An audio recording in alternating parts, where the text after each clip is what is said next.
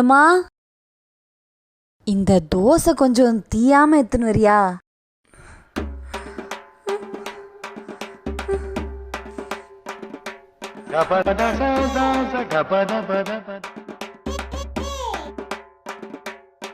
ஏன் சொல்ல மாட்டீங்க? இங்க ஒருத்தி ஆக்கி போட்டு உங்களுக்கு வேலை செய்யறதுனால தானே இப்படி பேசுறீங்க. தோசை போனா நக்கின்னு போயிடுவீங்க. சரி, நான் அப்படியே சாப்பிட்டுக்கிறேன். நான் ஒருத்தி இருக்கிறதுனால தானே. நான் போனாதான் என் அருமை தெரியும் உங்களுக்கு. இதுக்கு தீஞ்ச தோசையே பரவாயில்லையே. மம்மி, நான் உனக்கு இங்கே ஹெல்ப் பண்றேன். உனக்கு காஃபி போடுறேன்.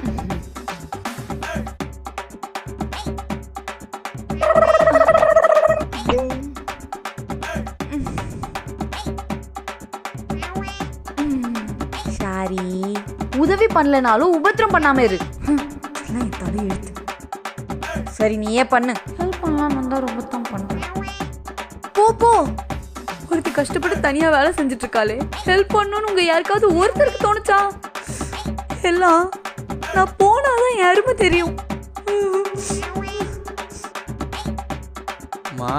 இந்த காலையில் அழுக்கே போலமா. நான் போனாதான் என் அருமை உங்களுக்கு தெரியும். என்ன சொல்றாங்க? வீடியோல தொடர்ந்து போட்டாங்களா? அப்பா, நான் போனாதான் என் அருமை உங்களுக்கு தெரியும். ஆமா, சாப்பிடல. நான் போனாதான் என் அருமை உனக்கு தெரியும்.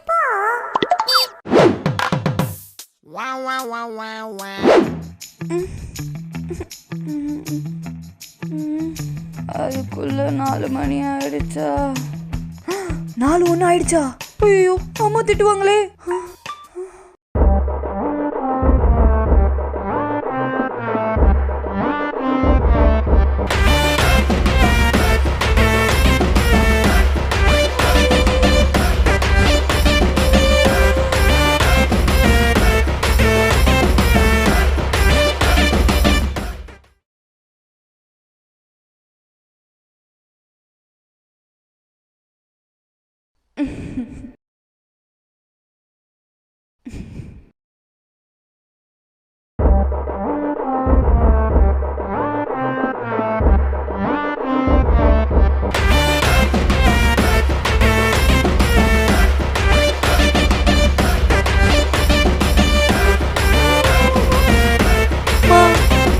யூடியூப் காமெடி வீடியோ பார்த்து சிரிச்சமா.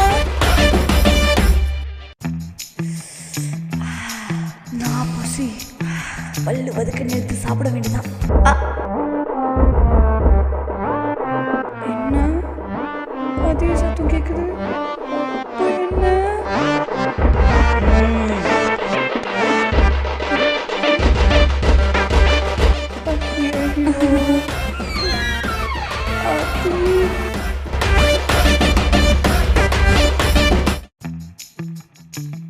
காலையில சாப்பிட்டோம், ஒரு நாளைக்கு 5 வேளை சாப்பிடுறோம், ஆனாலும் பசிக்குதே.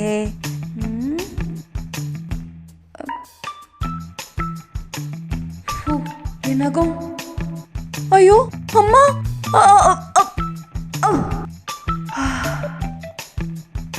பிடிச்சிட்டேன். நகத்தை கீழே விடாம பிடிச்சிட்டேன்.